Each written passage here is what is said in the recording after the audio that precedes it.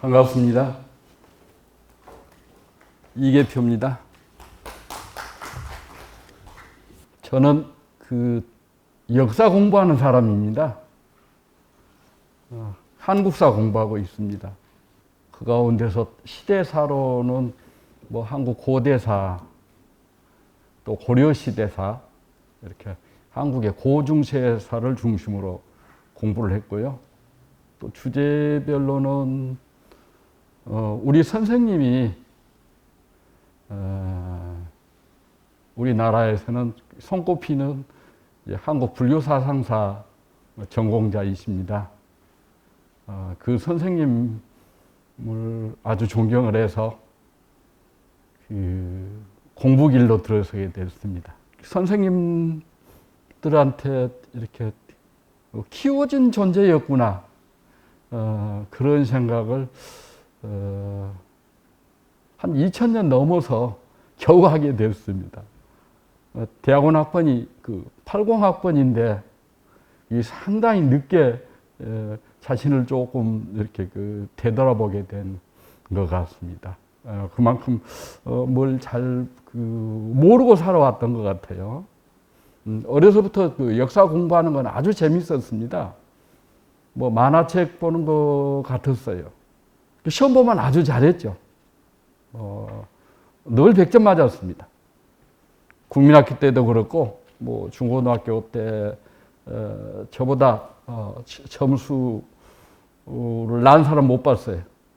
근데 이제 나중에 이제 역사 전공을 하면서부터는 이게 아무것도 아니로구나 하는 걸 알게 됐죠. 한문도 잘 알아야 되고, 또 사실도 많이 기억하고 있어야 되고, 중고등학교 때까지는 어떤 사실에 대한 기억을 잘하면 시험은 잘 보잖아요. 그런 시험 선수 중에 한 명이었습니다. 늘 만점 맞았어요. 선생님이 인정할 정도로. 그래서 저도 꽤나 자부심이 있었던 것 같아요. 내가 우리 선생님보다 더 많이 안다, 이런 자부심까지도 갖게 됐어요. 좀 주제 넘었죠. 근데 이제 박살난 게 전공 진입하면서 2학년 2학기 때 전공 진입하게 됐는데, 이게 한국사 강독을 시키는데, 이게 못 당하겠더라고요. 왜? 한문을 모르니까. 한문을 잘 모르니까.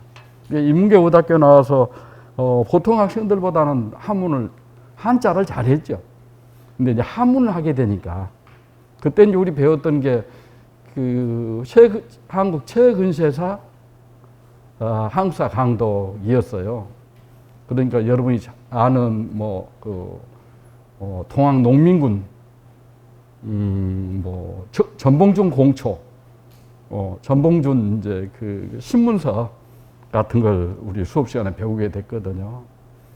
근데 무장 동학배 포고문, 이런 거 이제 처음으로 배우게 되니까 재미는 있는데, 이 강독 시간은 전공 수업 시간에서도 아주 공포 시간입니다. 공포 시간이에요. 다들 이제 한자를 잘 모르고, 또 한문은 더더욱 모르고 이제 이러니까 수업 시간이 공포 시간이죠. 늘 고개 숙이고, 또 선생님들이 출석도 안 불러요, 그때는. 그냥 출석부 가져와가지고, 오늘이 며칠이지? 오늘 9일이네? 9번. 누구 한번 해봐. 읽고 해석할 거. 떠듬떠듬 읽고, 겨우겨우 어떻게 좀 해보고 그러죠. 그리고 이제 그 다음 시간에는 칠판에 시험 봐버리는 거예요. 전략, 몇 자 쓰고, 중략, 또 몇 자 쓰고, 후략, 이런 식으로. 중략을 쓰고 해석하시오.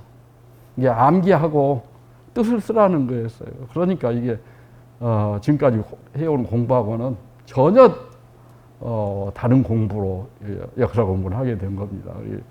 쉽지 않더라고요, 이게. 저는 애우는 걸 잘 못합니다.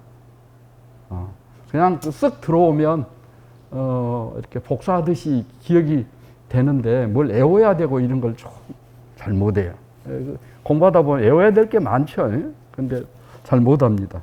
그러니까 그 역사 공부하는 사람들은 기본적으로 뭘 이렇게 많이 기억하고 있어야 되는데 좀 두뇌 구조가 좀 다른 것 같아요. 대신에 저는 많이 이제 생각은 하게 돼요. 그래서 이제 그 전공을 이제 불교 사상을 비롯한 한국 사상사를 공부하게 됐습니다. 이게 전공 수업 시간에는 뭐 시대사로는 고대사, 뭐 어떤 때는 중세사 하기도 하고 또 사상사는 누가 잘 안 하거든요. 그래서 한국 사상사 강의는 그냥 오랫동안 해왔습니다.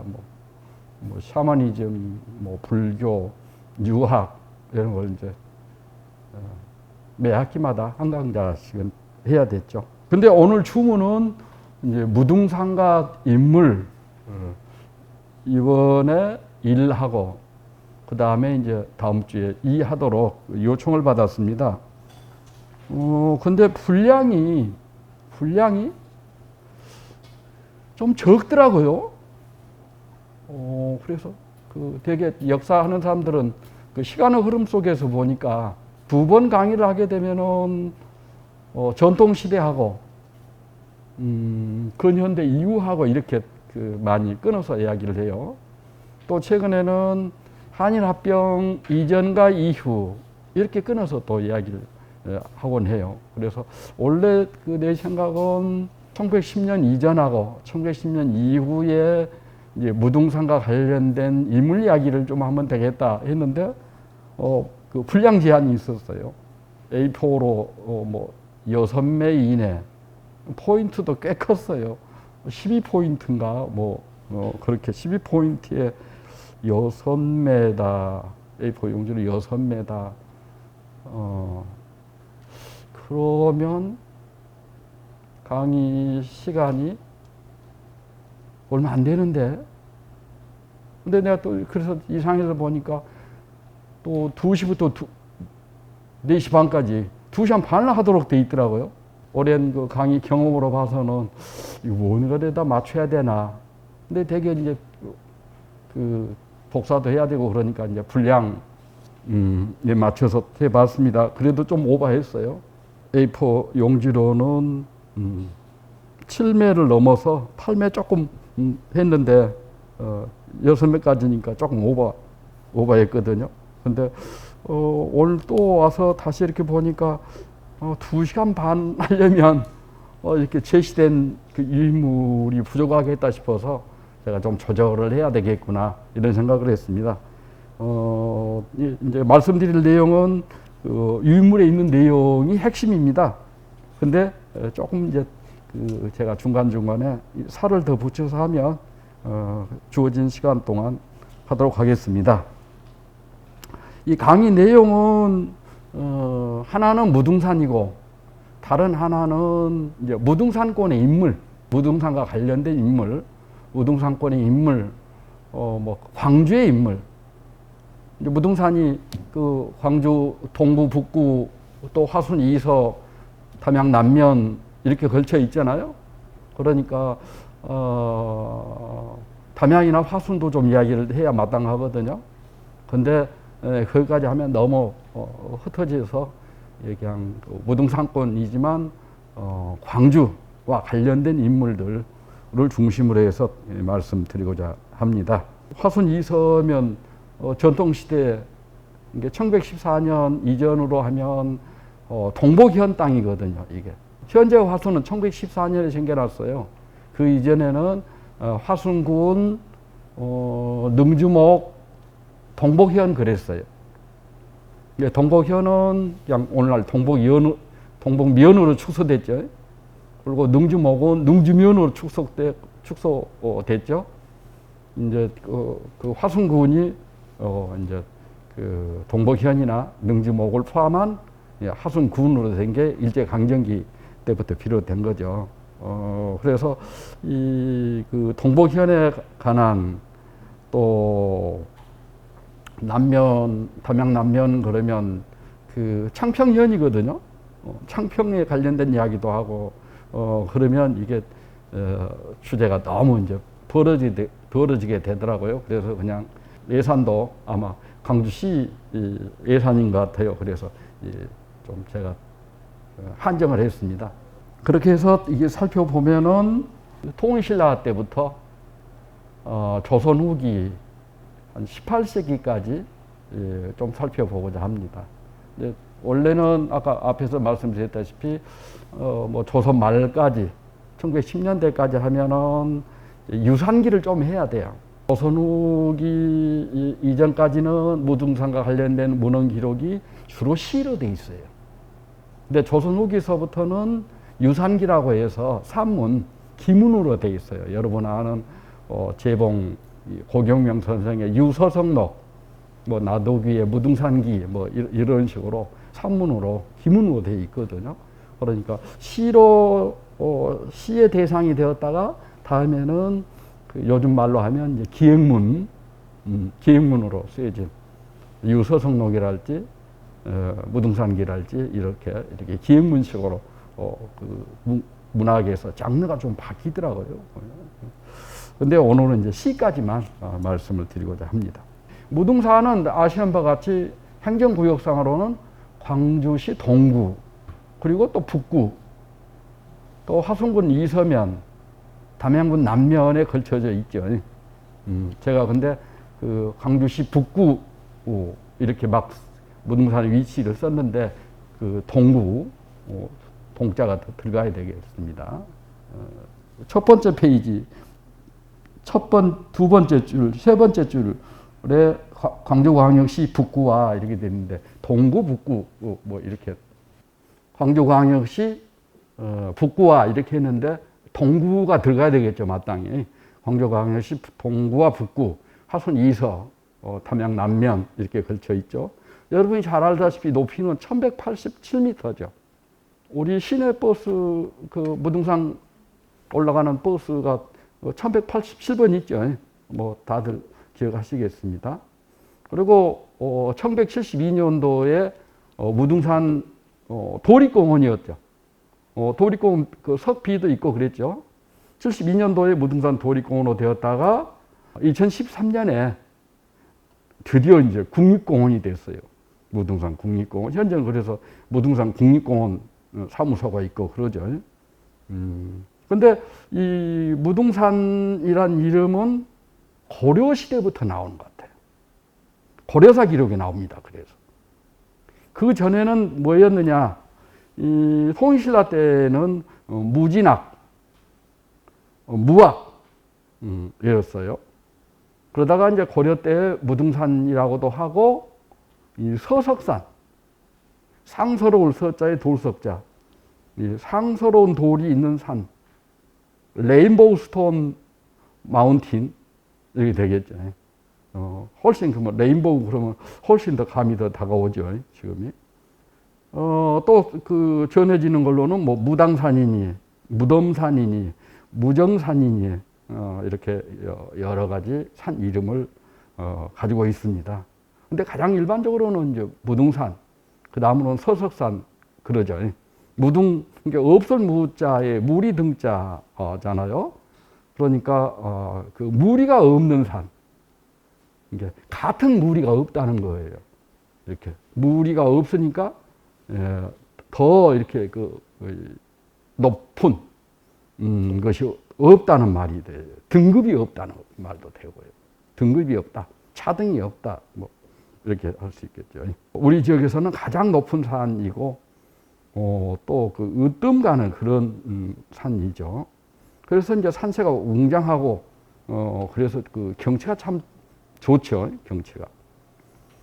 그래서 이제 그 1972년도에 전라남 도립 공원으로 지정됐죠. 그러니까 이렇게 그 산세가 웅장하고 명승지가 많다 보니까 어때요? 일찍부터 절이 자리 잡게 됐죠. 현재까지도 그 명맥을 유지하고 있는 중요한 절이 있죠. 뭐 정심사, 뭐 오뇨사, 뭐 강주를 대표하는 산이기도 하고 무등산이 아주 대표적인 사찰이죠. 이 외에도 조선시대 그 지리지에 보면은 무등산 안에 절들이 많이 있었어요.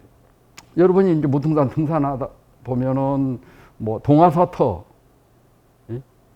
동화사가 동화사란 절이 있던 터, 그런 뜻 동화사터 이렇게 편말도 있는 걸 보셨을 겁니다. 그리고 저 규봉암, 규봉암. 지금은 규봉암이라고 하는데 대부분 기록상으로는 규봉사 이렇게 많이 나와요. 시에도 규봉사라고 나오고 지도 조선후기 지도에도 이렇게 규봉사 이렇게 많이 나오죠. 그래서 이제 그 명찰이 있다 보니까 관련된 그 유물이 좀 좋죠. 이제 증심사에 보면은 원래 증심사 유물은 아니지만은 이제 유명한 사찰이다 보니까 광주 시내 쪽에 그 있다가 증심사로 옮겨진 불상이 있죠. 증심사 비로자나불 자상이라고 증심사 철조 비로자나불, 그러니까 철불인데 그 비로자나불이라고 하는 거예요. 이제 우리나라는 대승불교이다 보니까 석가모니 불도 있지만 비로자나불이랄지 뭐 미륵불이랄지 또 관음보살이랄지 보현보살이랄지 지장보살이랄지 이런 불보살이 많죠. 이게 다불이에요. 대승불교는 다불입니다. 특징 다불이에요. 근데 원래 그 증심사 철조 비로자나불 좌상은 광주 시내 쪽에 대왕사에 있다가 1930년대 중반에 현준호 씨 등에 의해서 증심사로 옮겨진 거예요. 증심사 비로전에 철조 비로자나불 좌상이 모셔져 있죠. 보물제 131호입니다. 최근에 이렇게 그 지정 번호가 이제 폐지됐어요. 이렇게 번호에 의해서 관리가 되고 쉽게 구별이 되는데 이게 이제 그 없어지니까 조금 혼란스럽기도 해요. 그리고 증심사는 500전이라고 하는 건물이 있죠. 500전. 500나한상을 모신 정각이다 이런 말이에요. 그러니까 여기도 이제 제대로 500나한전이라고 써져 있는데 500나한을 모신 500전 이렇게 해야 됩니다. 그 5층 석탑, 7층 석탑이 있고 석조 보살 입상이 있고 이제 이러죠. 이 외에도 그 분실된, 망실된 불상도 있고 그랬습니다. 현재 있는 것만 조금 열거를 해봤죠. 증심사와 함께 이제 원효사가 있는데 원효대사가 이제 창건한 절이라고 전해지죠. 근데 실제로 원효대사가 창건했는지 하는 건 잘 알 수 없습니다. 현재 그 창건주를 그대로 믿으면 원효대사, 의상대사, 도선, 또 아도가 우리나라 절 창건한 걸로 다 돼버려요. 좀 가파겠다고 저는 그렇게 보고 있습니다. 근데 안타깝게도 증심사나 이 원효사나 모두 다 6.25 전쟁 때에 소각이 됐어요. 이제 아지트가 된다 이거죠. 그래가지고 이제 70년대 말 80년대 이제 불교계가 좀 안정이 되면서 복구가 되어졌는데 예전 규모에 비해서는 많이 작아졌습니다. 두 절 다 원래는 일제시대 1960년대 말까지 서남사의 말사였어요. 서남사. 오늘날은 그 송광사 말사이지만 예전에는 서남사의 말사였어요. 광주 시내에 있는 원각사도 서남사의 말사였다가 지금 송광사 말사로 변해진 거죠. 그 다음에 무등산 관련해서 여러분이 잘 기억나는 사람이 김덕령 장군이죠. 김덕령, 그 충효동에 그 생가터가 있는 김덕령 장군이죠. 김덕령 장군을 모신 사당으로 충장사가 있죠. 그리고 이제 우등산 정상에 가는 길에 주상절리대가 있고 거기에 입석대랄지 서석대랄지 풍열대랄지 이런 것이 있죠. 주상절리대는 국가적 문화재로 지금 지정되어 있습니다. 천년기념물 제465호로 2005년도에 지정이 돼서 관리가 되고 있고 또 세계유산으로 지정하려는 그런 노력들이 있죠. 또 특히 이제 무등산에 대한 관심, 시민들의 관심이 높아지면서 뭐 무등산 예길도 만들고 산책로도 만들고 더 이제 국립공원이 되면서부터는 더 이제 그 세밀한 관심을 받고 있죠. 근데 이 무등산은 여러분이 잘 아시는 바와 같이 그 백제 때도 산성을 쌓았을 것 같은 산성을 쌓았을 것으로 추정되는 기록이 있어요. 고려시대에 이제 문자로 정착되어졌지만 삼국사기에도 이런 말이 나오거든요. 무등산가라고 들어보셨습니까? 무등산가. 무등산 노래인 거죠. 한자로 적으니까 이제 무등산가가 된 건데 그 백제 때에 무등산가가 있었어요. 고려사 기록에 거의 돼 있죠. 그러니까 굉장히 무등산과 무등산은 그 주변에 사는 사람으로부터 일찍부터 이용이 되고 있었다. 무등산에 산성을 쌓고 이 산성을 쌓았으니까 외적에 대비해서 이렇게 안심하고 살 수 있겠다, 편안하다 이런 내용을 담은 무등산가가 있었던 것이죠. 고대로부터 무등산은 우리 광주 사람들하고 광주 지역의 사람들하고 밀접한 관련이 있었고 무등산에 산성을 쌓으면 편안해진다. 외적을 막을 수 있다. 편안해진다는 것에서부터 무등산 하면 지금 팔리고 있는 무등산 수박, 무등산 프랭이 수박 또 아주 유명하죠. 광주를 대표하는 특산물이죠. 또 무등산 하면 어떤 문인들 또 예술인들과도 아주 밀접한 관련이 있죠. 뭐 무등산에 사셨던 의제 허병년 선생이랄지 또 최근에는 뭐 자칭 타칭으로 또 무등산 시인임을 말하는 시인이고자 무등산 시인이라고 불려지기를 바라는 분들이 꽤 여러 분 있더라고요. 우리들 아는 선생님도 뭐 이렇게 시를 쓰시는데 자기가 무등산 시인이다. 자부심이 있고 그러더라고요. 제가 좀 아는 이제 그 영문과의 범대순 교수 돌아가셨는데 범대순 선생도 무등산에 관한 시를 많이 썼어요. 그래서 퇴직한 이후에 자주 뵐 기회가 있었는데 무등산 시인이라고 불려지는 걸 아주 좋아하시더라고요.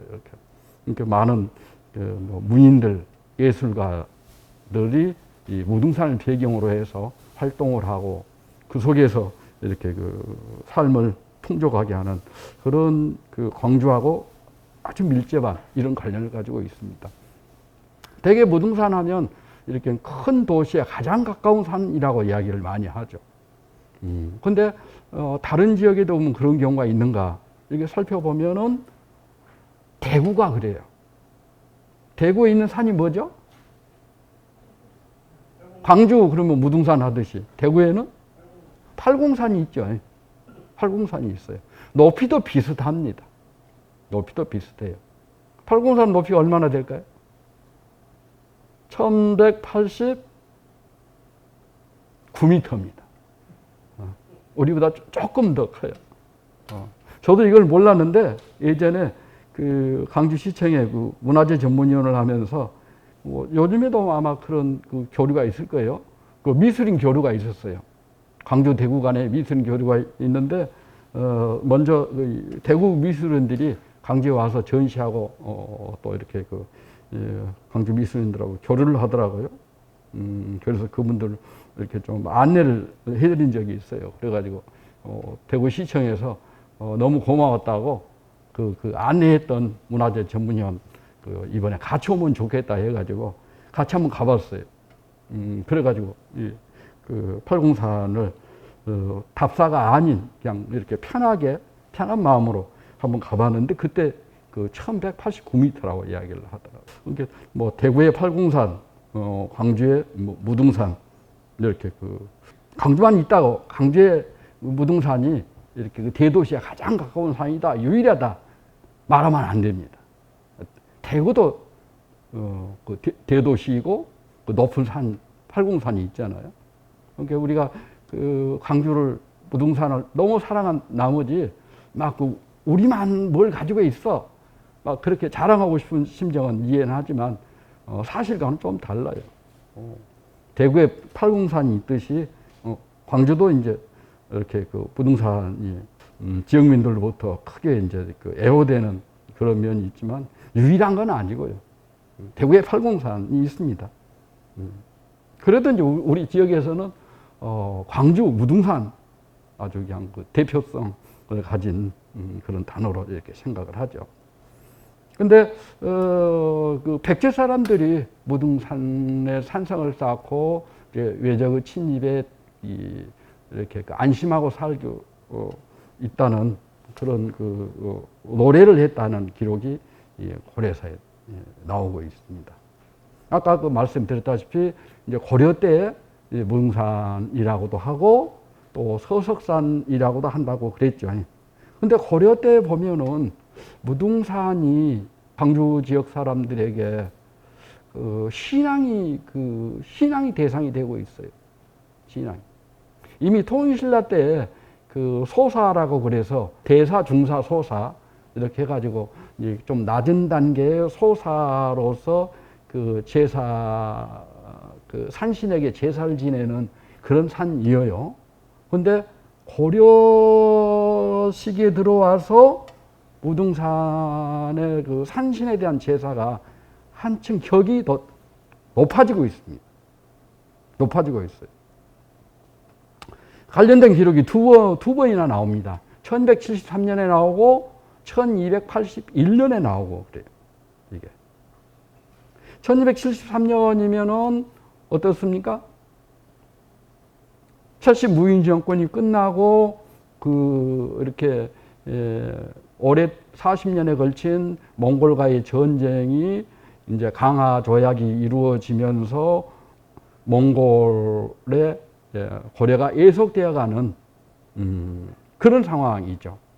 그때 이제 이 최씨무인 정권의 그 선발 역할을 했던 이 전위 부대격인 삼별초가 이런 그 항몽을 기치로 하면서 몽골에 항거하는 항몽 기치를 내세우면서 삼별초가 난을 일으키잖아요. 그래서 이제 그 항몽에 몽골에 이렇게 예속되어 가는 것에 대해서 반발을 하면서 강화도에서 삼별초가 난을 일으키죠. 1270년에 6월 달에 난을 일으켜요. 6월이면 이제 음력 6월이니까 한 여름이죠. 근데 난을 일으켜 가지고 이제 배에다 갖가지 물건을 싣고 헤매요. 한 석 달을 헤맵니다. 아시는 바와 같이 이제 환경이 그 삼별초 환경의 근거지가 됐던 것이 오늘날의 진도잖아요. 진도에 도착함이 8월이에요. 그러니까 한 석 달 동안을 이렇게 이 강화도에서 우리 전라도 진도로 내려오는데 6월 달, 7월 달, 8월 달, 3개월 동안 이 바다에 떠 있는 겁니다. 이게. 그러면서 진도에다가 이제 삼별초 정권을 세우죠. 그래가지고 연해안 지역을 다 장악을 해버려요. 연해안 지역을 장악했다는 이야기는 이렇게 전라도에서 이제 그 고려 중앙정부에 보내는 세금, 경상도에서 보는 세금, 이걸 장악을 해버린다는 거예요. 전라 경상도가 곡창지대 아닙니까? 이게 세금의 대부분이죠. 연해안을 장악을 하고 있어요. 그러니까 아주 경제적으로 심한 타격을 주고 또 그리고 이제 연해안뿐만 아니라 내륙까지도 상당히 장악을 하고 있어요. 이게 바다와 면한 지역은 다 장악하고 있고 나주도 장악을 하려고 해요. 근데 나주는 장악을 하지 못했어요. 그러니까 당시 나주라고 하면은 오늘날의 나주하고는 비교가 안 돼요. 오늘날 나주는 이렇게 그 옛날 나주군하고 그 남평군을 합한 것이잖아요. 근데 그 고려 때나 조선 시대의 나주가 목이었잖아요. 이게 행정격이 아주 높은 데죠. 오늘날로 치면 광역시 정도 되는 겁니다.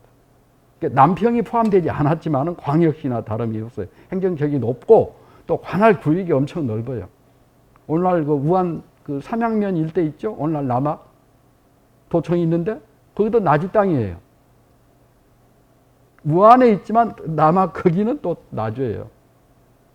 비올지라고 그래가지고 필요한 데는 큰 데서 이렇게 그 땅을 가져가 버려요. 그리고 이제 오늘날 신안군 지역 도서 지역이잖아요. 다 나주 땅입니다, 이게. 도서 지역은 다 나주 땅이에요. 나주가 그게 1895년도부터 이렇게 그 관할 구역이 많이 축소돼요. 관할 구역이 축소돼 버립니다. 다 이제 저 서남 해안의 도서가 나주에 속했다가 그 조선 고종 때에 도서 지역을 관할하는 독립된 행정 기관을 만들어요. 남해안 쪽에는 여수에 그 돌산군이 만들어지죠. 돌산군이 만들어져요. 그래서 그 남해안 도서 지역을 다 관할하죠. 또 서남해 지역은 지도군이라고, 지도군. 그 민어회로 유명한 그 지도 있잖아요. 그 한자가 똑같아요. 섬 지역을 다 관할하는, 신안 도서 지역을 관할하는 지도군이 새로 만들어져요. 그러니까 원래 나주가 관할했는데 지도군이 생기면서 다 떨어져 나가버리는 거예요. 나주가 축소돼 가고 있는. 그런데 이렇게 그 삼별초가 서남해 연안과 또 바다의 미연한 지역을 장악을 하고 당시 행정 중심지였던 이 나주를 압박하죠. 나주만 함락이 못했다 이렇게 보시면 돼요.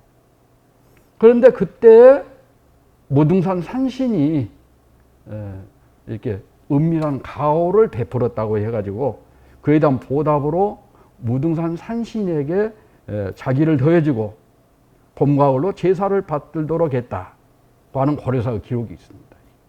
그러니까 통일신라 때는 소사라고 그래서 좀 이렇게 대사, 중사 가운데서 좀 낮은 지위였죠. 근데 13세기 후반에 삼별초 그 진압할 때 무등산 산신이 도운 바가 있다. 그 이야기는 그 무등산 산신을 받드는 광주 지역의 토착 세력이 삼별초 진압에 협조했다. 이렇게 저희는 해석을 합니다. 그래서 이제 무등산 산신에게 자코를 높였다. 그리고 봄, 가을에 두 차례 제사를 지내준다. 이런 이야기예요. 근데 이 무등산 신사가 어디에 있었느냐? 현해 동쪽 심리에 있었다. 현해 동쪽. 요거 이제 그 현해 동쪽 심리니까 오늘날 이제 동부 지역이 되겠죠. 광주 읍성에서 심리니까 심리면 4km잖아요. 4km잖아요. 오늘날 이제 증임사 쪽에 무등산 신사가 있었다고 하는 것이죠. 그러다가 1281년에 여몽연합군이 일본을 이제 원정하게 되거든요. 그때 그 고려군 지휘관의 한 사람이었던 김주정이 출전에 임하면서 승리를 기원하는 제사를 지냈어요. 무등산 산신에게요. 근데 깃발에 달린 방울을 3번이나 올리는 신통력을 보였다. 이런 기록이 있습니다. 깃발에 달린 방울이 바람이 불었을까요? 뭐 신령이 내려왔을까요? 요즘 사람은 뭐 신령이 내려왔다는 이야기는 믿지 않죠. 그러나 어찌됐거나 신령이, 무등산 산신령이 뭐 응함이 있었다 하는 그런 뜻으로 보여지죠. 뭔가 신이한 일이 있었다. 이렇게 보여지죠. 3번이나 방울이 3번이나 울리는 신통력을 보여줬다고 해요. 그래서 이제 그 김주정은 그 과거 합격자거든요. 이제 합리적인 그런 사고를 가진 유교적인 지식인이죠. 그래서 좀 신이 하니까 조정의 사실을 보고 하면서 무등산에 이제 그 자기를 좀 올려줘야 되지 않겠느냐 그런 이야기를 하죠. 근데 이렇게 고려 때 무등산 산신에게 자기를 올려주고 또 올려주고 이런 것이 있죠. 그랬으면 별로 재미가 없을 거예요. 재미가 없을 거예요. 그럴 수도 있겠거니 하죠. 무등산의 산신에게 이렇게 벼슬이 높아질 때에 나주에 있는 금성산신에게도 자기를 높여달라고 해요. 이게. 그러니까 재미있어지는 겁니다. 이게. 그 산신으로 대표되는 그 지역의 토착 세력들이 어떤 그 자신의 그 명예를 높여달라고 하는 겁니다. 이게. 광주가 무등산으로 대표되는 광주가 이렇게 그 산신의 격이 지금 높아지고 있잖아요. 그럴 때 나주의 금성산신도 자기를 올려달라고 막 그래요. 나일 사람들이. 그게 재미있죠. 근데 나주나 광주의 역사를 보면 서로 뭐라고 할까? 가까운 거리에 있죠, 지금. 가까운 거리에 있어요. 근데 정치적으로는 묘합니다. 광주는 통신라 때 그 구주 가운데 무진주였죠. 무주였잖아요. 무진 도덕성이 있었어요. 도덕이 있었죠. 무진주였어요. 이게 전남 이론을 가리켜서 무진주라고도 하고, 이제 광주에 이제 중심 치소가 있으니까 광주를 또 무진주라고 하고 그러거든요. 그럴 때 광주가 무진주 주를 칭할 때 나주는 군이었습니다. 금산군이었어요. 금산군이었어요. 근데 고려 성종 때 처음으로 지방간을 파견할 때 12목을 설치하거든요. 그때 나주가 나주목입니다. 나주가 이제 그 광주와 더불어서 고려 시대에 두각을 나타내거든요. 그것은 이제 고려 태조 왕건과 관련이 있죠.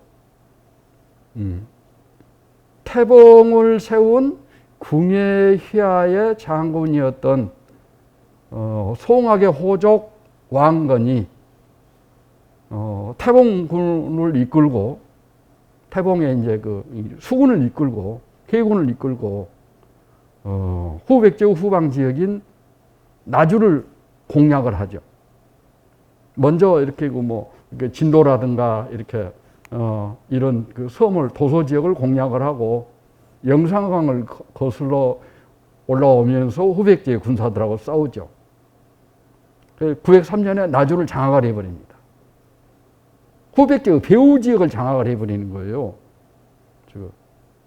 그것이 가능했던 것은 바로 나주 지역의 호족인 다령군, 나주 오씨, 장화왕후 오씨, 태조 왕건의 부인이잖아요. 협조가 있어서 가능한 거예요. 그러니까 왕건의 뒤를 이을 태자로 무가 임명되어지는데, 이 무란 사람이 호반 무자, 무 신을 때 무자, 그러니까 왕무죠. 무가 왕건하고 나주오씨, 다령군의 딸인 나주오씨 사이에서 태어난 아들이에요.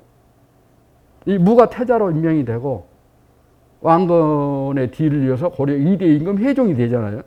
그건 다 아시는 내용들이죠. 회종이 되고 있어요. 그러니까 나주가 903년 이후에 굉장히 역사의 중심지가 되어지고, 또 회종의 외갓집이잖아요. 이게 나주가 이제 이른바 이제 의향이 되는 거예요. 의향이 되는 겁니다.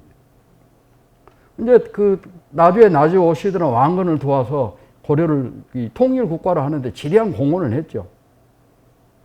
그런데 호족으로서의 세력 규모는 다른 왕건의 부인들이 훨씬 세력이 더 막강해요.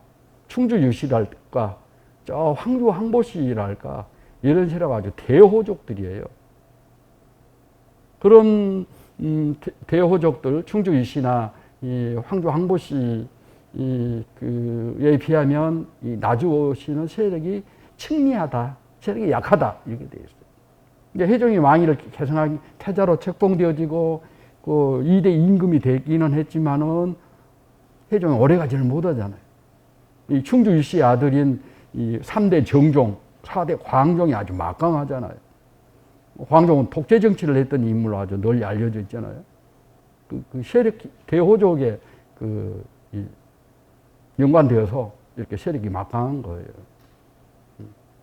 그러나 나주는 이렇게 그 왕건에 의해서 나주로 903년부터 나주로 불려졌고 고려시대 내내, 조선시대 내내 광주에 비해서 더 유리한 위치에 있었죠.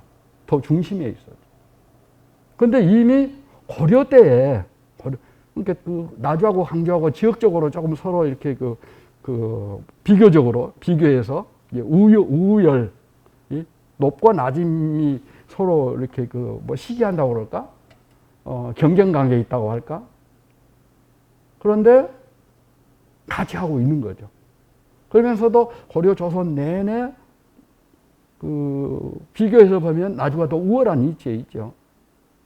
그러다가 이제 1896년에 이제 관찰부가 조선은 팔도잖아요. 조선 팔도였죠. 전라도, 전주의 나주도, 전라도 해가 팔도였죠. 그러다가 지방제도가 개편이 되죠.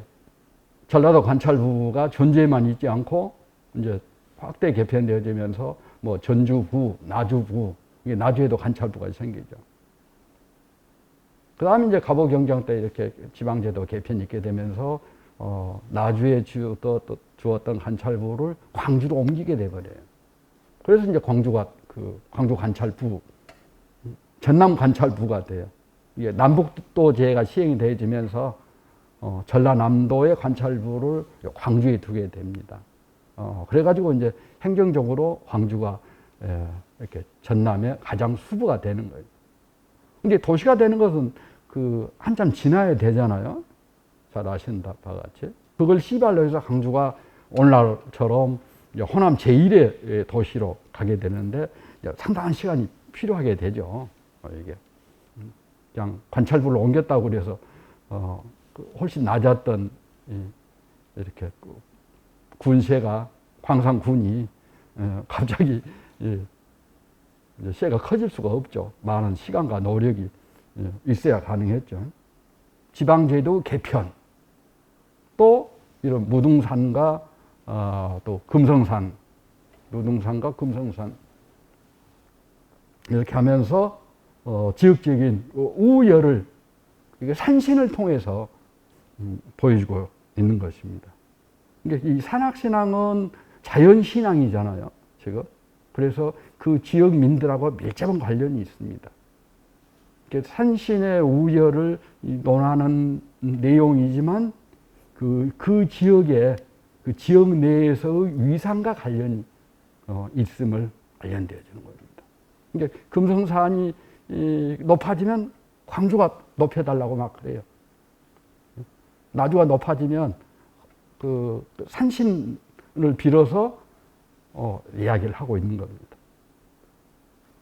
또 무등산이 높아지면 또 금성산을 빌어서 이렇게 하고 있는 거예요.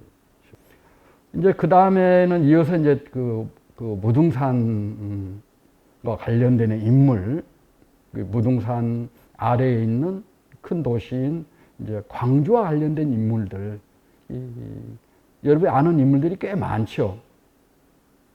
그래서 좀 아는 인물들은 빼고 여러분들한테 조금 그 말씀을 드려야 되겠다 하는 내용들 위주로 이야기를 하고자 합니다.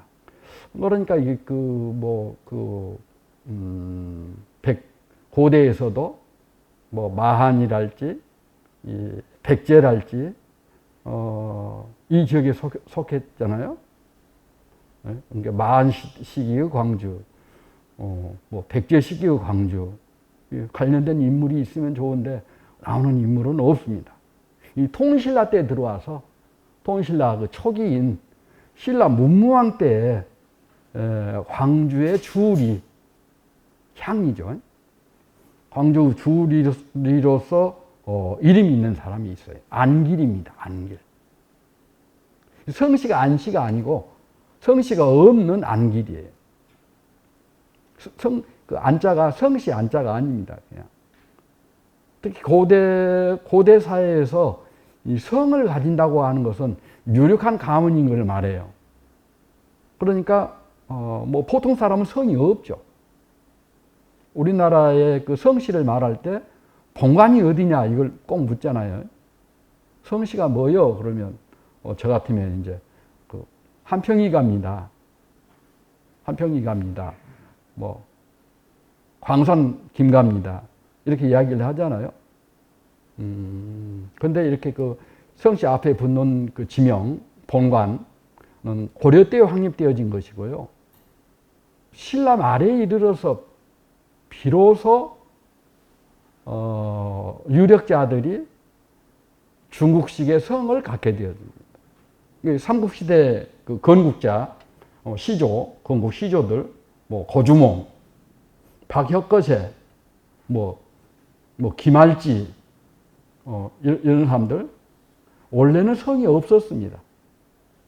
나중에 중국식 성을 붙인 거죠. 나중에 한참 지나가지고 고대국가 성립 이후에 성씨를 붙여진 것이지 원래부터 성씨가 있었던 건 아니고요. 그러니까 통일 직후인 통일신라 이 문무왕 때의 무진주의 주리였던 안길이라는 사람, 안길 이름이에요. 이름.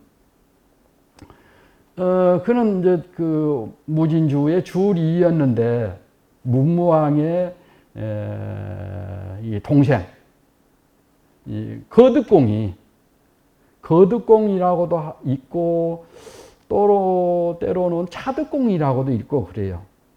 이제 술에 그러면 거득공인 거고 또 이렇게 자동차 할 때 그 차자잖아요, 제가. 그러니까 차득공이라고 읽어도 돼요. 음이 두 개니까. 어느 것이 맞는지는 모르겠어요.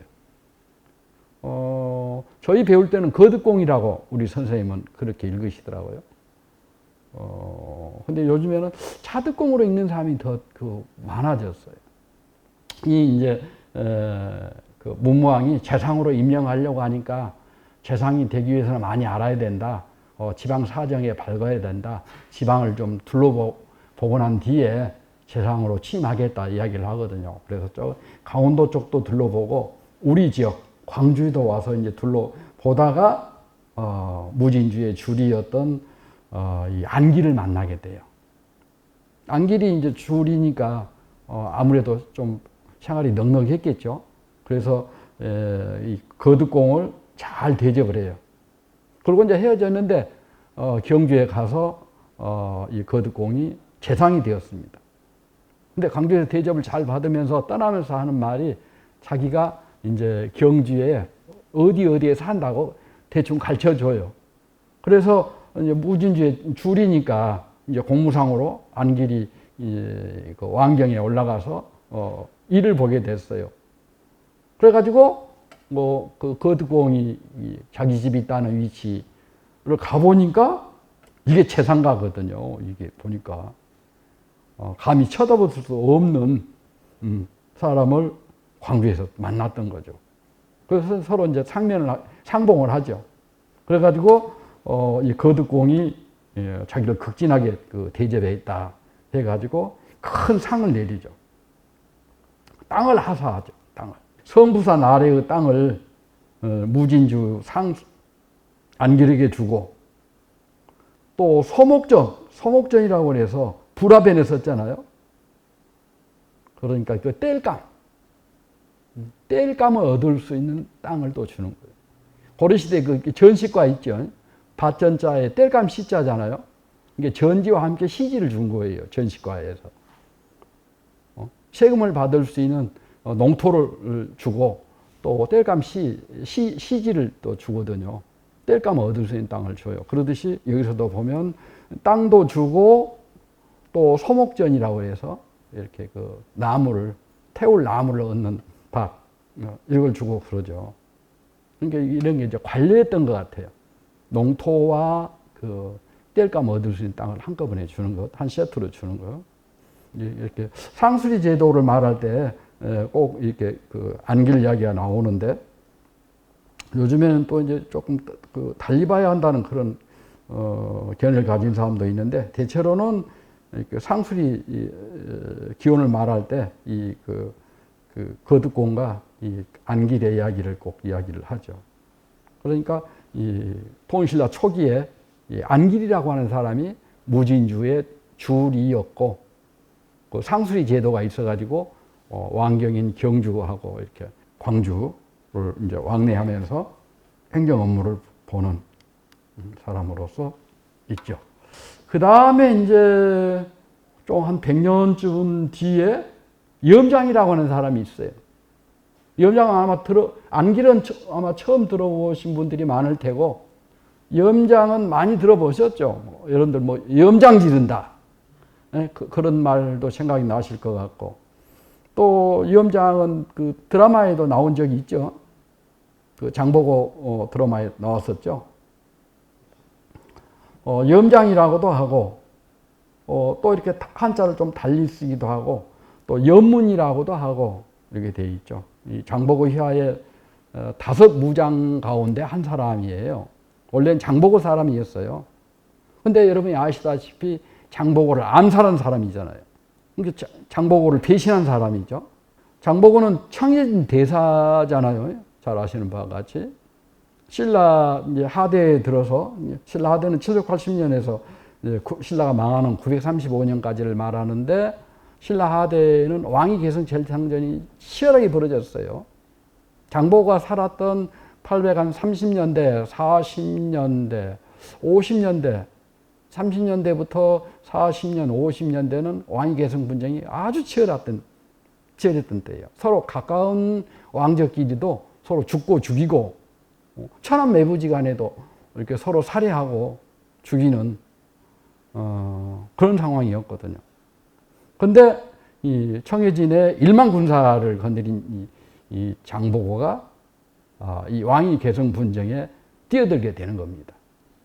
먼저 5천 군사를 빼가지고 오늘날의 나주 봉황까지 한번 군사 이동을 한번 해봐요. 나주 철야현까지. 철야현이 오늘날 봉황 땅이에요. 만호정이 있는 거기 철야 마을이 있어요. 철야현이었던 데죠. 거기에서 이제 한번 군대 이동을 한번 해보고, 그 다음에 또 다시 군대를 일으켜서 오늘날 대구 이 달구벌에서 신라의 중앙군 김헌의 중앙군하고 이제 격돌이 이루어져요. 거기서 이제 장보고 군사가 승리를 합니다. 이제 대구에서 바로 그냥 경주로 쳐 내려가서 국왕을 죽이고 민양을 죽이고 우징을 왕이 올리죠. 그거 바로 이제 신무왕입니다. 신무왕은 이제 제2가 좀 짧아요. 왕이 된 지 얼마 있지 않아서 죽고, 그의 아들이 왕이 오르죠. 신무왕입니다. 이 신무왕에게 그러니까 장보고의 도움으로 이제 아버지도 왕이 올랐고 그 아들도 왕통을 잇게 됐잖아요. 이게 장보고의 빚이 있는 거죠. 이 장보고 딸로서 왕비를 삼기로 했는데 경주 귀족들이 반대하죠. 특히 이제 그 무장이면서 강력한 군벌의 하나인 김양이 반대합니다. 김양이. 섬사람 딸인 신분이 낮은 해도인이라고 그러죠. 해도인. 섬놈이라는 거죠. 섬놈의 딸로 왕비를 삼을 수 없다. 당시 신라의 그 관념으로 보면 있을 수 없는 일입니다. 해도인의 딸이 왕이 된다고 하는 것은 신라인의 관념으로는 이게 골품제도 때문에 안 되는 거예요. 이게 새로운 사회가 열릴 뻔 했죠. 근데 그 쉽지 않죠. 새로운 사회를 연다고 하는 것이. 뭐 오늘날 우리 사회를 봐도 그러잖아요. 정권을 잡고 있고 국회를 장악하고 있어도 되는 일이 없는데 신라 때 더더군다나 안 되죠. 결국은 이제 신라 중앙정부로부터 미임을 받게 된 장보고가 죽게 되는데 거기 이제 암살자가 바로 광주 사람 염장인 거예요. 염장. 아마 장보고 살해의 공으로 무주의 별가에 제수된 것으로 보여져요. 그러니까 무지 도동 밑에 있는 이제 고위 관직자라고 보면 되겠죠. 염장이 광주 사람입니다. 그 다음으로 우리가 좀 기억해 둬야 될 분이 있습니다. 여기엔 들어있지 않는데 광주 약삼이나 증심사를 세운 사람으로 철감선사 이야기를 많이 해요. 도윤 기억이 안 나시죠? 철감선사 도윤 하면 화순군 이양 정리에 있는 쌍봉사에 가면 이 스님의 부도와 비 일부가 있습니다. 철감선사 부도 하면 아주 9세기 무렵에 최고의 부도입니다. 아주 사실주의적인. 석조 부도가 있어요. 철감선사 도윤의 부도입니다. 쌍봉사에 부도밭에. 신라말 고려체에 이 팔각 원당형 부도가 유행하는데 다 이제 선승들이 부도죠. 근데 그 팔각 원당형 부도 가운데 최고로 치는 게 철감선사 도인의 부도예요. 화순 이양에 있습니다. 바로 옆에 그 철감선사 도인의 행적을 기록한 비신은 없어지고 글자가 있는 부분은 비신인데 비신은 없고 비의 머리 그리고 요 바닥 대자 거북 대자 이거 있거든요. 그 철감선사 도인이 약삼을 먼저 창건을 하고 약삼을 머무르면서 증심사를 창건했다고 하죠. 근데 이보다 조금 뒤에 형미라고 하는 스님이 있어요. 형미 처음 들어오시지 않을까 싶어요. 우리 선생님들 가운데서 강진무의사 많이 가보셨죠? 강진무의사. 무의사 극락전 건물 보셨죠? 그 안에 벽화도 그 전시관에 옮겨져 있지만 보셨죠?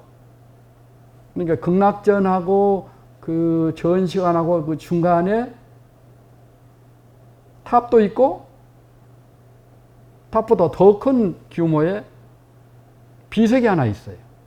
거북대자하고 비신이 큰 선각대사 형미 스님의 행적을 기록한 비가 있어요.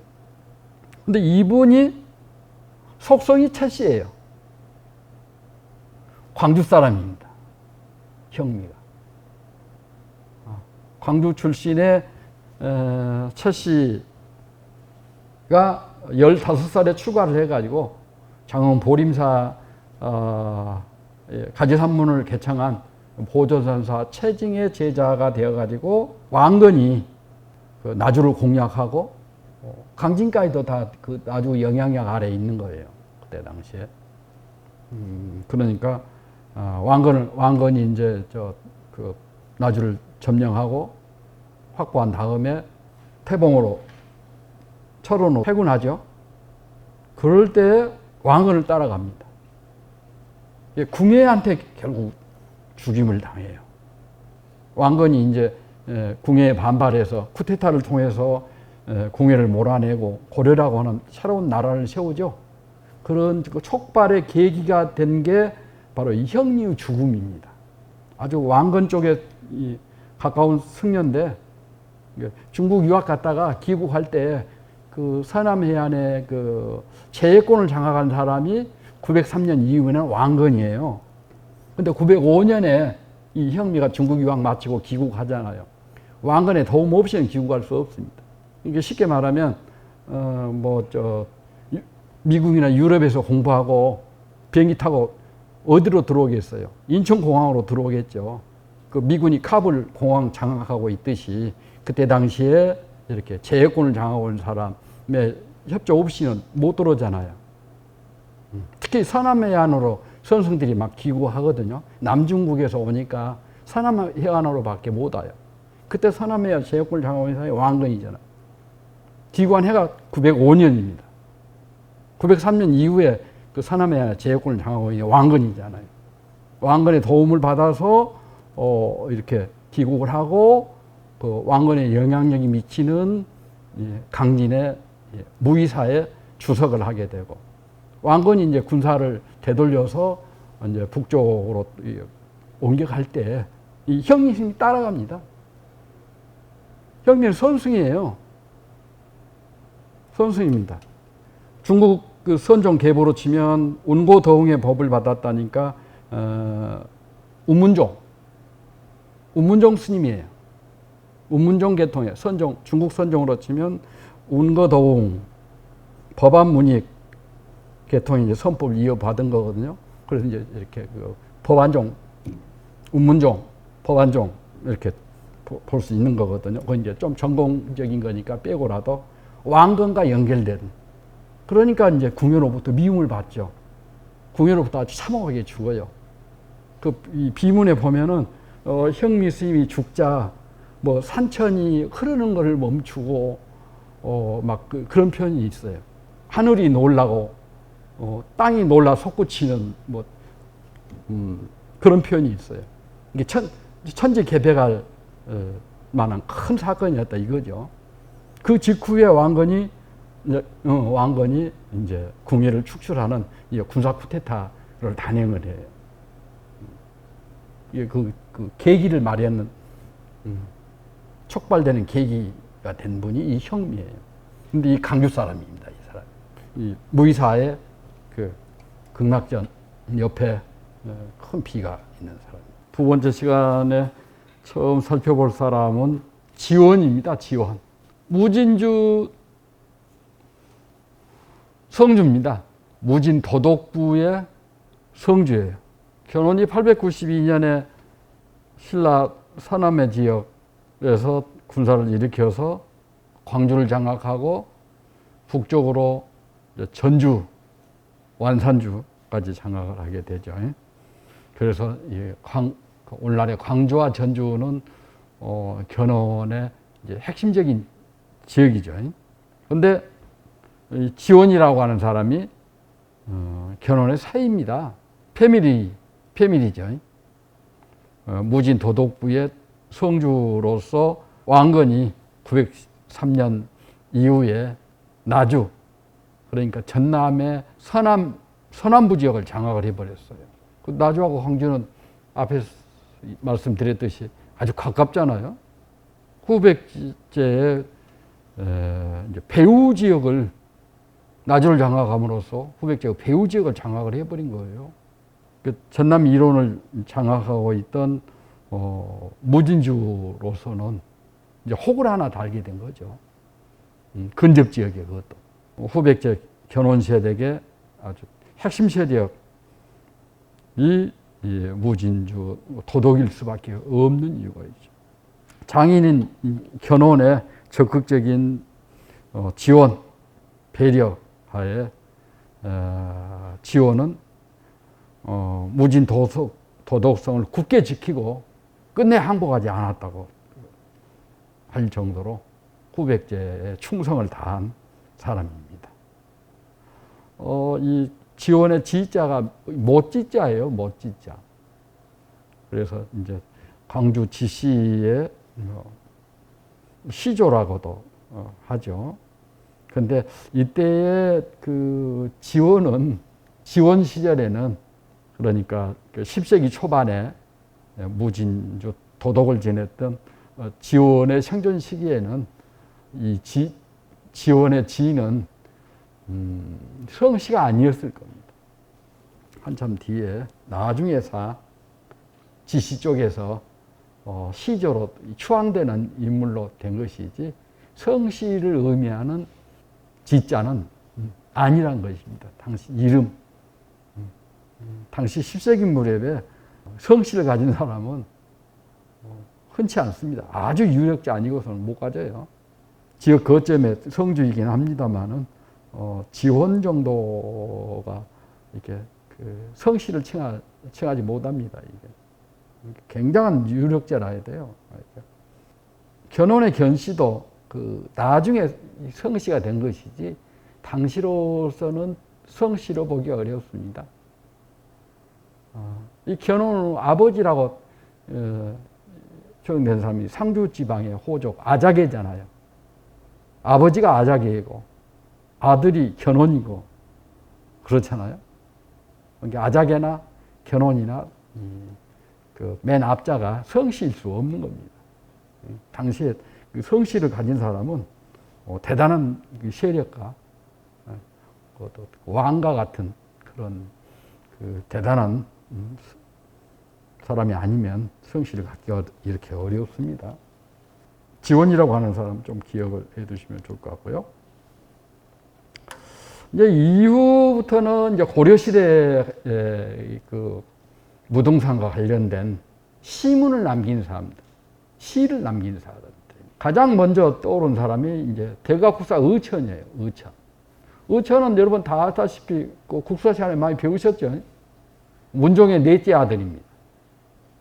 천태종, 고려 천태종을 개창한 사람이에요. 오늘날의 천태종하고는 전혀 다릅니다. 고려시대 천태종을 개창한 사람이에요. 이렇게 그 교종과 선종을 아울러서 천태종을 개창함으로 인해서 뭐 성교 일치를 동호한 이런 승려로 널리 알려져 있죠. 근데 대각국사 의천 그러면 이렇게 왕자이기도 하죠. 당시 이제 왕자 가운데서 승려가 되는 건 흔히 있을 수 있는 일입니다.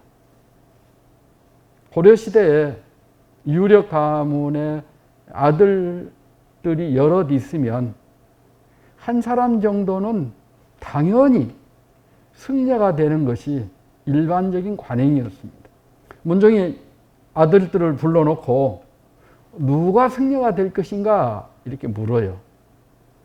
넷째 아들인 제일 나이가 어린 넷째 아들 이렇게 승려가 되겠다고 자원을 하죠.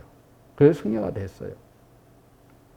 근데 고려 중기에 이제 그 왕실 사람으로 승려가 된 사람들의 대부분은 화엄종으로 출가를 합니다. 당시 왕실이 가장 가까이 하는 종파가 화엄종이거든요. 그렇다고 해서 그 왕실은 화엄종과만 관련되느냐 그런 건 아닙니다. 대체로 대다수가 화엄종과 관련이 있고 의천 당시에도 왕자로서 이 법상종으로 출가한 사람도 있어요. 근데 당시 법상종은 대표적인 그 문벌 가문인 그 인주이씨, 뭐 이자겸이 이자연, 이자겸 그러잖아요. 인주이씨들이 법상종과 아주 밀접한 관련이 있습니다.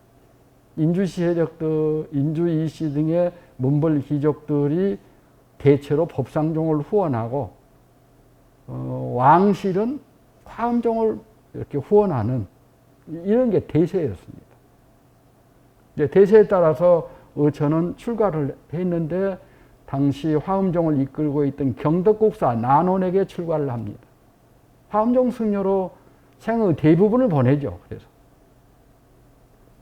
의천이 송나라에 유학을 갔다 왔죠. 항주도 가고 그래요. 항주 그 고려사 여러분들 중국 여행 갔을 때 항주 많이 들리시잖아요. 고려사 가셨을 겁니다. 항주 고려사. 항주 고려사에 있는 그 우물터 기억이 안 나시면 항주 갔는데 뭐 우물을 봤다. 거기가 고려사예요. 고려사예요. 원래 절 이름은 해인원이에요. 해인원. 해인원을 크게 중창을 해요. 의천이 돈을 대가지고 크게 중창을 해요. 그래서 일명 고려사라고 해요. 항주에 여행 가셨는데 뭐 그 우물을 봤다. 그럼 그가 해인원이에요. 고려사 의천이 그 중창 비용을 댄 그래서 나중에 이제 고려사라고 하기도 하죠. 해인원 기록이 있습니다. 그런 의천이 중국 유학을 하고 귀국을 했는데 당시 고려 국내 정세는 그 인주이 씨가 왕권을 능가하는 세력을 장악을 하고 있어요. 그래서 맨 처음에 이제 화엄종 사찰인 개경의 홍원사에 머무르다가 인주시 등살에 밀려가지고 남쪽으로 내려오게 돼요. 우리 전남 지역으로 오게 됩니다. 그래서 구례 화엄사도 들리고 순천 산암사도 들리고 그래요. 순천 산암사에서는 그 산내 암자인 대가암에 머무르면서 산암사를 중창했다고 하죠. 그런 그가 무등산에도 온 것 같아요. 무등산과 관련된 의천의 시가 있습니다. 시의 제목이 유제 서석산 규봉사입니다. 오늘날 규봉암이라고 불리우는 절에 관련된 유제 서석산 규봉사라고 한 오원율시가 있습니다. 옛 성인이 여기에 이름을 남겼기에 올라보니 산과 바다가 평평하다. 그간 샘물은 맑아 사랑스럽고 상스러운 바위 그림인 듯 어렵게 만들어졌네. 인간 세계라고는 믿을 수 없으니 세상 밖의 소식을 더한 것일 뿐 어느 때 공을 높이 세우고 이곳에 깊이 숨어 여생을 늘을까. 그러니까 왕자로서 이렇게 그 화엄종에 출가를 해가지고 화엄종을 선도하는 그런 입장이 있어요. 근데 당시 이제 왕실과 그 인주 세력이 이제 국가 권력을 놓고 서로 이렇게 불편한 관계에 있어요. 국왕은 허수아비와 같고 실권은 이제 인주이 씨한테 이자겸 일파한테 있는 겁니다, 지금. 그러니까 그 승려이지만 왕실을 대변하는 입장에 있는 화엄종 승려인 의천은 불편할 수밖에 없죠. 개경에 더 머물러서 의미가 없죠. 그러니까 남쪽으로 내려와서 이렇게 화엄사도 가고 서남사에 머물러서 중창 불사를 하기도 하고 또 규봉암에 와서 시도 남기기도 하고 그러죠. 그런 다음에 이제 간 데가 합천 해인사입니다. 해인사에 머물러요. 전부 다 화엄종 사찰이에요, 지금. 의천이 다닌 데가 화엄종 사찰입니다. 고려 때 화엄종 사찰이에요. 해인사에 머무르다가 당시 이제 그 친형인 계림군이 인주 이씨를 타도하는 군사 쿠데타를 일으킵니다. 이 계림군이 이제 성공을 하죠. 쿠데타에 성공을 해요. 무장 세력과 손을 잡고서 군사 쿠데타를 일으켜서 인주 이씨를 몰아내죠. 그래가지고 이 계림군이 숙종이 됩니다. 조카인 헌종의 양해를 받아서 왕위에 오르죠. 숙종이 그런 사람입니다. 왕이 될 수 없는데 군사 쿠데타를 일으켜서 인주 세력을 꺾음으로써 실권을 장악하고 결국 이제 조카 헌종의 양해를 받아서 왕위에 오른 숙종입니다. 이게 조선시대로 치면 수양대군, 세조와 같은 그런 인물입니다. 그러니까 세조도 여러 가지 개혁 정치를 많이 하죠. 숙종도 엄청난 개혁 정치를 하죠. 숙종의 도움을 받아서 이 의천이 새로운 불교 종파 천태종을 개창하고 있습니다. 그러니까 굉장히 정치적으로 천태종을 개창하고 있는 것입니다. 화엄종의 입장에서 새로운 불교 종파를 세움으로 인해서 법상종 세력에 대한 우위를 차지하기 위해서 천태종을 개창한 이 정치적인 사건입니다. 고려는 불교 국가였기 때문에 불교를 중심으로 해서 여러 가지 그 정치 사회적인 변화를 도모하는 게 많습니다. 또 숙종이 윤관을 통해서 여진족 정벌하고 또 윤관이 구성을 쌓았다 이런 이야기 항상 다 숙종의 개혁과 관련되는 겁니다. 수양대군이 여러 개혁 조치를 취하잖아요. 같은 입장에 있었던 고려시대에 이 숙종도 여러 가지 개혁 조치를 많이 해요. 불교와 관련해서는 요 동생인 의천하고 관련되어지는데, 의천이 이제 이렇게 그 인주세력과 갈등 속에서 남쪽으로 내려왔을 때 무등산에 규봉암에 들렀기 때문에 시의 맨 마지막이 어떻습니까? 이곳에 깊이 숨어 여생을 늙을까? 개경으로 돌아가지 않고 그냥 여기 무등산에 깊이 숨어서 여성을 보내면 어떨까? 그런 이야기를 하고 있는 거예요. 지금. 굉장히 시사적이죠. 주봉암에 관한 의천의 시가 이렇게 있습니다. 그 다음에 은원충이라고 하는 사람이 있어요. 별명이 무등산 처사입니다. 무등산 처사예요. 고려 중기의 아주 대표적인 술사입니다. 처사 그러면 어때요? 관직에 나아가지 않고 제야에 숨어 지내는 지식인인데 어떤 불교도 아니고 또 유학도 아니고 좀 도가적인 이런 제야 지식인을 처사라고 하죠. 오늘날은 처사의 의미가 절집에 있는 일하는 남자를 가리키기도 합니다만은 고려 중기의 그 처사라고 불리는 사람들은 좀 도가적인 그런 인물들로 보여져요. 이름이 이제 원충이라고도 하고 원중이라고도 하고 그래요. 근데 그 청평거사 이자연하고 아주 가까운 친구입니다. 이자연은 인주이 씨예요. 인주이 씨가 아주 그 왕권을 능가하는 권력을 휘두르고 있을 때, 그 청평사에 거주하는 이자연이라고 하는 사람은 승려예요, 승려. 승려예요. 근데 당시 인주이 씨하고 연결된 법상종 승려로서가 아닙니다, 이게. 거사예요. 거사. 불교의 제가 남자, 불교의 남자 신도를 가리키는 말이거든요, 거사가. 근데 이렇게 당시 그 이자연이 이 거사 불교를 일으키고 있는 사람이에요. 그러니까 사상적으로 그 무등산 처사인 은원충과 아주 그 비슷한, 서로 아주 마음을 터놓는 그런 가까운 친구일 수가 있죠. 여러 지역의 산천 성지를 탐방하고 도풍을 즐겼으며 가야산에 응거하였던 이중약이라고 하는 사람이 있거든요. 이중약도 비슷해요. 은원충하고 비슷해요. 그러니까 은원충이 이제 광주에 있는 무등산에 있는 은원충이 이중약에게 그 가야산에서 올출산을 옮기는 게 어떠느냐, 이렇게 권유하죠. 그 권유에 따라서 이중약이 올출산이 또 와요. 그리고 이제 그 숙종 다음 숙종의 아들이 애종이거든요. 애종. 이 애종 때에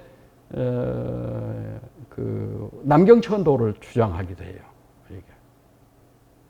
이게 남경은 이제 오늘날 그 고려시대 남경은 오늘날 서울이거든요.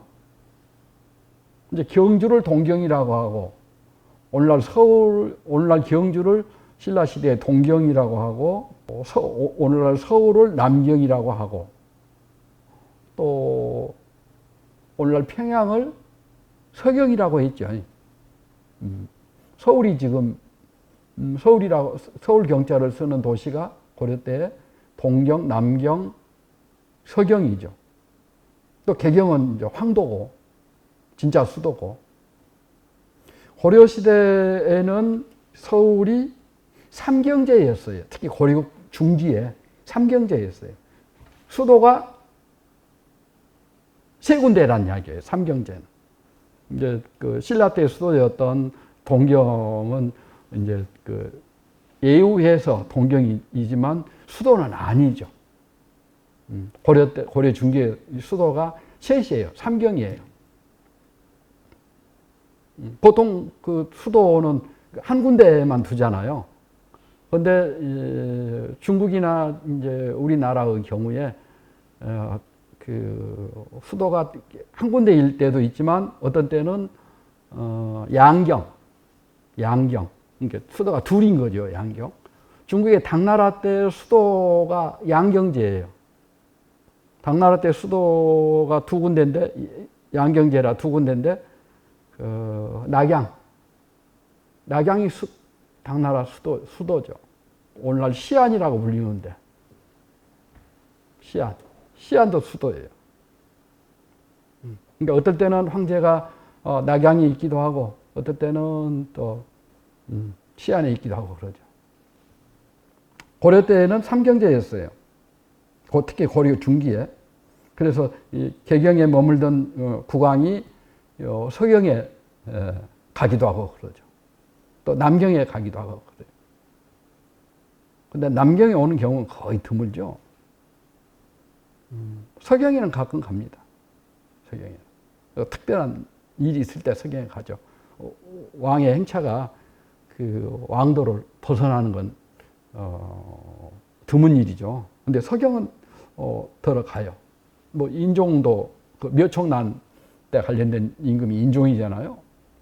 서경 천도하기 위해서 자주 가죠.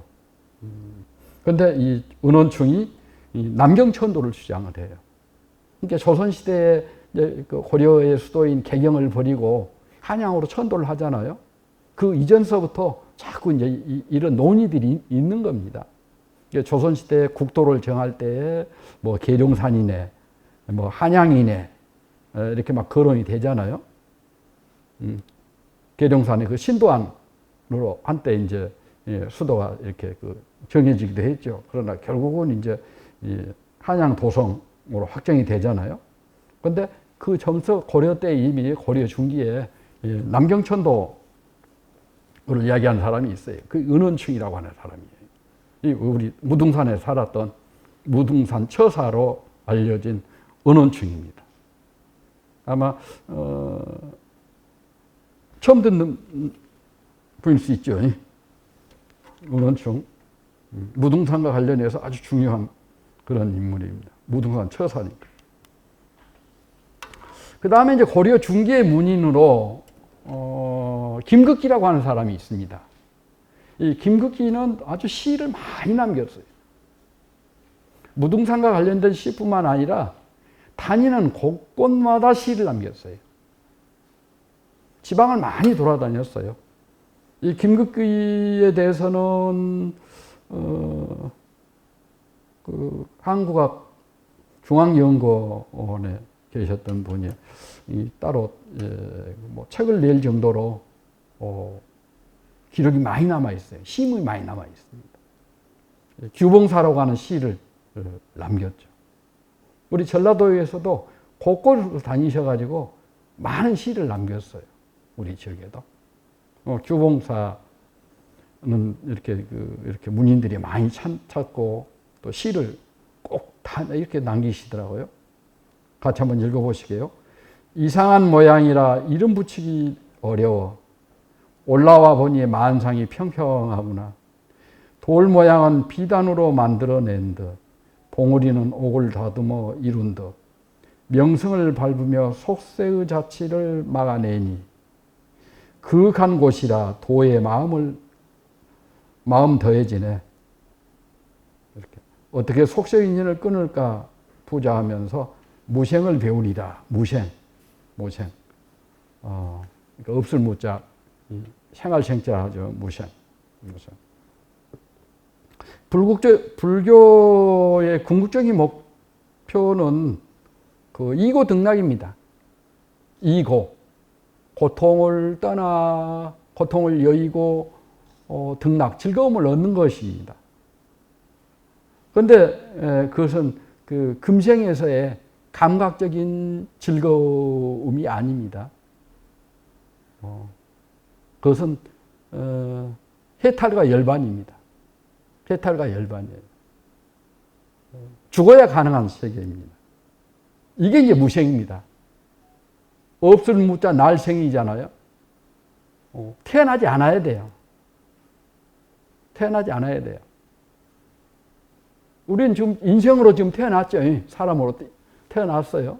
불교식으로 말하면 윤회 전생설에 의해서 사람이 죽으면 다음 생에 그 생을 받을 때 이제 6가지 단계가 있어요. 천계에 태어나기도 하고 뭐 우리와 같이 인간계에 태어나기도 하고 뭐 지옥에 가기도 하고 막 그러잖아요. 대체로는 이렇게 윤회 전생하는데 수행을 많이 해서 무여열반을 하면 태어남이 없습니다. 무생이라 해야 됩니다. 무생을 배우리라. 가부좌 하면서 무생을 배우리라 이렇게 하고 있잖아요. 이게 김극기라는 사람이 유학자예요. 유학자이면서도 불교에 대해서 굉장히 많이 알고 있는 겁니다. 지금 유부를 고려 때 사람들은 통달하고 있는 거예요. 유학자이면서도 불교에 대해서 깊이 알고 또 불교 승려들 유학에 대해서 깊이 알고 있어요. 유불이 다르면서도 같고 같으면서도 다른 그런 경리입니다. 특히 화순 출신의 과거 합격자이기도 하고 보조국사 진울의 뒤를 이어서 송광사를 반석에 지에 올려놓고 송광사를 가장 융성케 한 계기를 마련한 그 송광사의 수원사의 제2세 사주 진거국사 해심이 있죠. 해심은 과거 합격자입니다. 진울 밑에 출가를 해서 진울의 뒤를 이은 사람이죠. 수원사가 제2대 사주죠. 그러면서 이제 그 유학을 공부한 불교 승려인 거죠. 그때 그 과거 시험 볼 때 그 과거 시험관이 최홍윤인데 이 최홍윤이 나중에 수원사의 그 해심이 사주로 있을 때 수원사에 기의를 내요. 그러니까 유학으로 보면 해심이 제자고 최홍윤이 스승이에요. 그런데 이제 불교적인 입장에 보면 해심이 스승이고 최홍윤이 제자인 거예요. 스승인 해심이 그 답 최홍윤서에 보면은 서로 그런 이야기를 하고 있어요. 유교와 불교가 다름이 없다 이렇게 이야기를 하고 있어요. 이제 그런 분위기가 이제 고려 중기 상황인데 그 같은 시대를 살았던 김국기라고 하는 문인도 이렇게 유학자예요. 과거 합격자입니다. 가부좌 하면서 무생을 배우리라 이렇게 그 불교적인 이제 그 뭐라 할까 뭐 소원, 희망을 이야기하고 있는 겁니다. 지금. 그러니까 그 당시의 시를 통해서도 당시 그 사상적인 그 경향을 알 수가 있죠. 김극기. 그다음 또 살펴볼 사람은 김주정입니다. 광산 김씨입니다. 고려 때 광산 김씨 하면 유력한 가문입니다. 그래서 아마 이 선대에 고위 관직자가 있었던 모양이죠. 음서로서 과거 시험 고려 시대 과거 시험 치러야 관직에 나아가는 거거든요. 근데 고려 시대 과거 시험을 치르지 않고도 음서로 관직에 나아가게 하는 제도가 바로 음서제잖아요. 음서로 부성의가 되고 이야기는 그 선대에 고위 관직자가 있어서 가능한 이야기예요. 음서로 처음에 나갔다가 원정대에 다시 과거 시험을 봐서 장원급제한 사람입니다. 그러니까 무시험으로 관직에 나갔다가 그 음서보다는 과거 시험 봐서 나가는 것이 당당한 길이었거든요. 다시 이제 시험 봐갔는데 장원급제한 거예요. 그래서 해양부 녹사였다. 해양부. 여기 해양부가 어디겠습니까? 김주정이가 장원급제 해가지고 해양부 녹사 관직을 지내는데 해양부. 저도 해양이 지명인지 몰랐어요. 91년까지 몰랐습니다. 제가 대학원 학번이 80학번인데 91년 10월 달에서 이 해양이 지명인 줄 알았어요. 제가 이제 대학원 졸업한 뒤에 강사를 하며 살다 보니까 집 마련하기 어려웠죠. 그래가지고 91년 10월에 저 서구 쌍천동에 쌍천 시형 아파트를 처음으로 내 집을 갖게 됐어요. 그때 이제 그 연료 해양도시가스였어요. 해양도시가스에서 지금도 있죠. 지금 팔렸다 하죠. 최근에 팔린 것 같아요. 해양도시가스에서. 그래서 아니 왜 광주 도시가스라고 안 하고 해양도시가스일까? 의문을 가졌어요. 쌍천 시형 아파트가 91년 10월 초에 첫 입주를 했거든요. 처음에 이제 그 도시가스를 처음 쓰니까 아니 해양도시가스 광주 도시가스 회사라고 하는 거 왜 해양도시가스라고 했을까? 이렇게 해서 찾아보니까 광주의 고려 때 이름이 해양이에요. 그래서 보니까 고려 초에 그 나주도였잖아요. 전라도. 전주도, 나주도 합해져 가지고 전라도가 됐잖아요. 1018년에. 해양이 광주를 가리키는 말이에요. 광주의 그 녹사니까 요즘 같으면 뭐 부시장, 도사가 부시장이란 말이에요. 녹사니까 어디 뭐 그 아래 한 3, 4위 정도 될 거예요. 서열로 보면. 그 지역에 3, 4위 정도. 녹사니까요. 조선시대 같으면 도사라야 부시장 정도 되거든요. 이제 부시장보다는 조금 더 아래거든요, 이게. 그러니까 광주에서 근무를 한 겁니다. 김주정이라고 하는 사람. 또 광산 김씨니까 광주 사람, 원래 태생이 광주 태생이죠.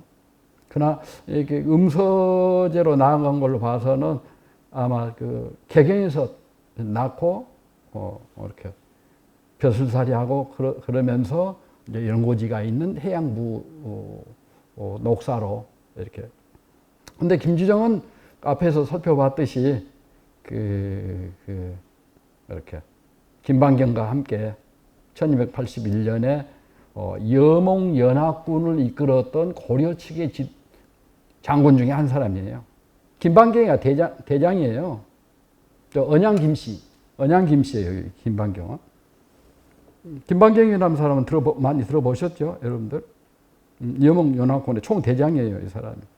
김주정은 바로 그 아래 사람인데 주사로서 그러니까 그 수군사령관이란 말이에요. 주사 배주자. 이럴 때는 스승사자가 아니고 군사예요, 군사. 해군사령관인 거예요, 지금. 여몽연합군 할 때, 해군사령관이에요. 근데 그때 이제 그 태풍이 불어가지고 여몽연합군이 아주 박살 나버렸죠. 그래서 일본 정벌이 실패에 그치고 귀국을 하게 됐죠. 그래가지고 1284년 진변 만호, 그러니까 변방을 진압하는 만호, 지방의 그 중요한 군진의 만호가 됐다. 만호는 그 원간석기에 고려의 그 군사 지휘관을 가리켜요.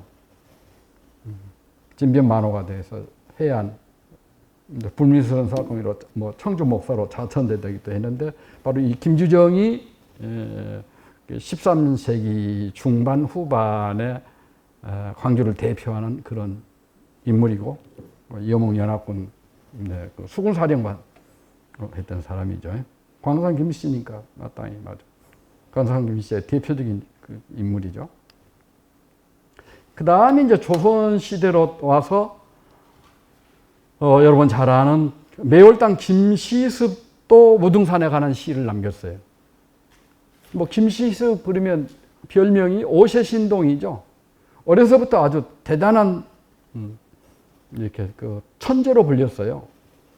그래서 세종임금 귀에도 어린 아이가 아주 천재다, 신동이다. 그래서 세종이 불러가지고 이렇게 물어보니까 야 이거 대단하네 이놈이. 그래서 오세신동이라고 불리는 사람인데 그때 여러분이 알다시피 그 사륙신 사건이 났죠. 그래가지고 이제 뭐 이런 세상이 있다냐 한 거죠. 세조가 수양대군이 군사 쿠데타 일으켜서 김종서 등을 죽이고 수양대군이 영의정 겸 병조판서를 겸하고 조카를 핍박해서 왕위를 빼앗고 그랬죠. 그래서 이제 뭐 이런 세상이 있다냐 한 거죠. 그래가지고 세상에 이제 뜻이 없어져 버렸죠. 그래가지고 이제 뭐 승려 노릇 하기도 하고 또 미친 듯이 또 여기저기 이렇게 돌아다니기도 하고 그러죠. 그럴 때 이제 우리 무등산에도 오신 것 같아요. 그래가지고 7원 절구의 등무등산 5원 율시의 규봉나냐가 있죠. 규봉나냐는 뭐 규봉사하고 같은 말이에요. 나냐는 범어의 그 아라냐에서 온 말이에요. 아라냐. 나냐는 원래는 아라냐예요. 아라냐. 접두어예요. 그래서 아를 떼버리고 나냐라고 하죠. 오늘날 말로 하면 뭐 정사, 암자, 작은 절, 소사 이제 그런 의미죠. 등무등산 한번 볼까요? 초록이 무성한 산 푸른 기운 감돌고 높고 낮은 돌길 희미한 나무들 사단과 절들 큰 나무만큼 많은데 하늘이 가까워 손으로 별을 만질 듯 이런 등무등산이라는 시를 썼죠.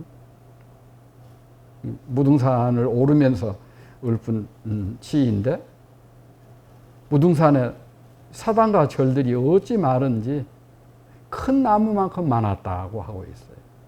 또 김시섭은 규봉암에까지 올랐죠. 규봉나냐, 규봉나냐. 뭐 예나 지금이나 뭐 규봉사가 유명하긴 한데 경승이 좋았던 것 같아요. 건축 자재를 많이 옮길 수도 없어서 절이 별로 크지는 않은 것 같아요. 규봉사, 규봉나냐 이렇게 대체로 규봉사라고 많이 하고 규봉나냐는 좀 적게 나오는데 규봉나냐라고 하는 호칭이 있는 걸로 봐서는 그건 대찰은 아니고 이렇게 문인들에게 시에 자주 언급되는 거 보면 그 작은 절이지만 주변에 그 기암괴석하고 잘 어우러져 가지고 명승지였던 것 같아요. 그래서 유명한 문인들이 많이 이렇게 규봉사를 찾고 또 많이 시를 남기고 그랬던 것 같아요. 시원스런 바위 잠긴 채 고요하고 높은 데에 올라보니 아득하구나. 비온 뒤라 돌 있기에 파릇하고 바람은 고요하여 솔향기 그 간에 규봉나냐에 이렇게 앉아서 조용한 그 솔향기를 맡는 듯한 그런 느낌이 드는 시이죠. 그 다음에 이제 오늘 마지막 살펴볼 다산정약용 선생입니다. 다산정약용은 강진에서 18년 동안 귀황살이를 하셨죠. 처음에는 강진읍에 8년 동안 사시다가 나머지 10년은 도안면 글동마을 오늘날 그 다산 초당이 있는 그곳에 사셨죠. 근데 그의 아버지가 다산 정약용 선생의 아버지가 화순의 관직자죠. 그래서 이제 화순하고도 인연이 깊은 분이시죠. 그래가지고 무등산에 오르고 이런 시를 남겼죠. 서석산은 모두가 우러러보는 산, 그 꼭대기에는 묵은 눈이 쌓여 있네. 태초의 형태를 바꾸지 않아 그냥 참으로 가파르게 되었네. 여러 산들은 섬세한 모습 자랑한다 하지만 무등산은 깎이어서 뼈마디만 보여준다네. 아마 그 무등산 정상까지 올라가 보신 것 같으죠. 그래서 이렇게 주상절리대를 보면서 뭐 서석대, 입석대를 보시고서 다른 산들은 섬세한 모습을 자랑한다지만은 무등산은 깎이어서 뼈마디만 보여준다네. 이런 서석대 입석대를 보고 쓰신 것 같은 그런 등서석산이란 시를 다산 정약용 선생이 17살 때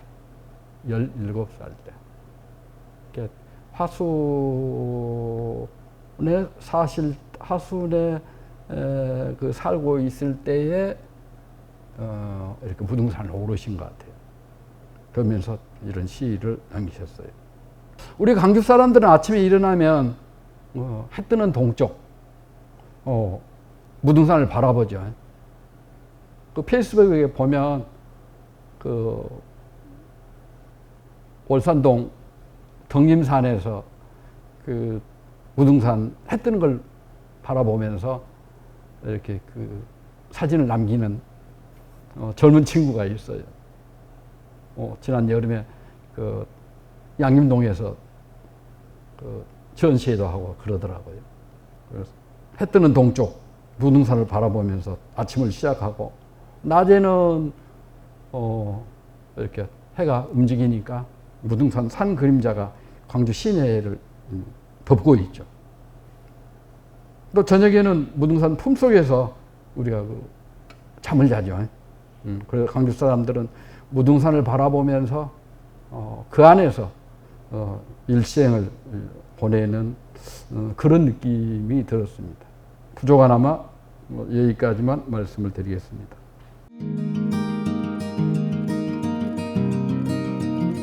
Oh girl, it must be you again. You have gone straight to my head. Take the pills and go to bed, but I'm still hooked on this.